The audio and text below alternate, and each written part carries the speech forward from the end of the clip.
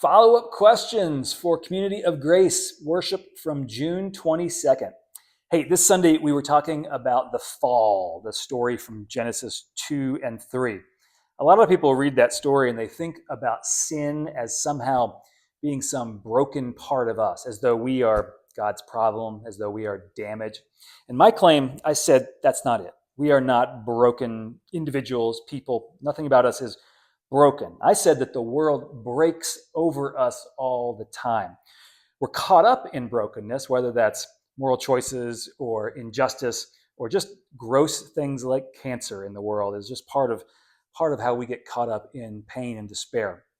It makes sense to feel guilt and despair and self-doubt when we deal with all that, but my claim is that the world was created fundamentally good and holy and moving toward grace and healing. So given that, someone sent in the question about what to do with sin in that kind of a world. The question said, if these things like moral choices are not something that's a broken aspect of our soul, well, what is our responsibility when it comes to things that break over us? In other words, if sin is not our fault, how is it our responsibility to act in better ways?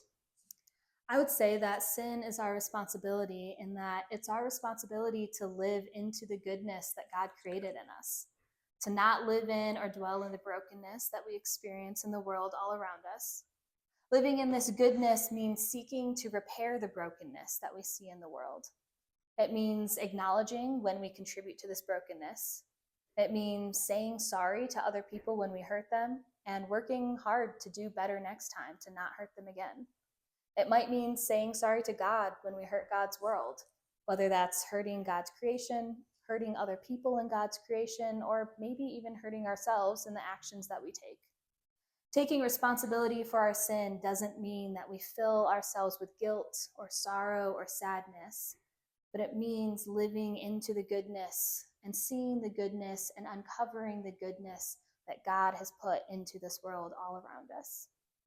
Amen to that. We look forward to your questions in the upcoming weeks. Maybe they'll be a little easier than one that's that hard on us, but it's a great opportunity for us to get to know what's on your heart and a great opportunity for you to continue moving along in your journey. Peace.